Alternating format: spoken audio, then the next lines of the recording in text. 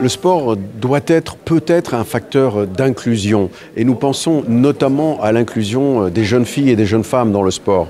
Nous venons de lancer avec le ministère de l'Éducation et des Sports un nouveau projet qui permet aux jeunes femmes de pratiquer le sport au sein des foyers féminins, mais avec Tibu, nous voulons aussi aider à réfléchir sur cette question. Donc nous avons lancé une académie pour justement l'inclusion des femmes dans le sport qui nous aidera, nous donnera des pistes de réflexion pour justement faire progresser le sport.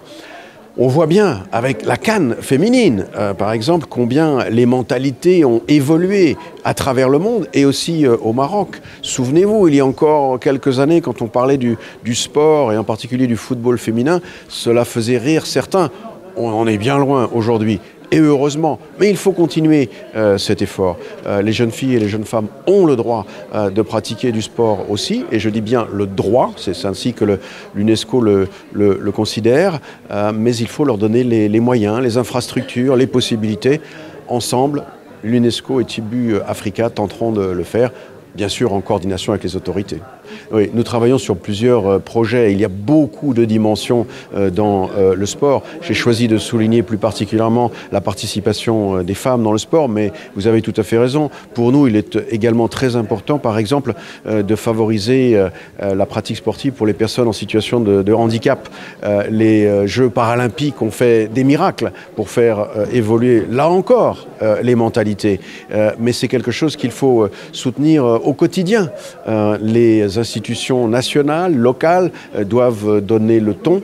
Les organisations internationales peuvent fournir et aider en donnant les normes internationales. Et puis, bien sûr, la société civile, les ONG, comme Tibu Africa, qui donnent un excellent exemple, peuvent aussi créer des actions concrètes.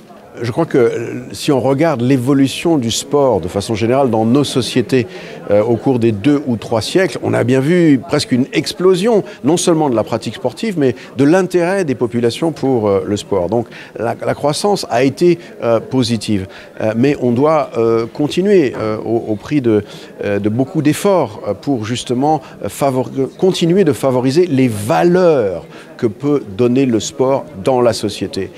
Il y a des menaces. On a bien vu que la Covid-19, par exemple, a ralenti la pratique sportive. Les jeunes pratiquent un petit peu moins aujourd'hui le sport qu'il y a quelques années.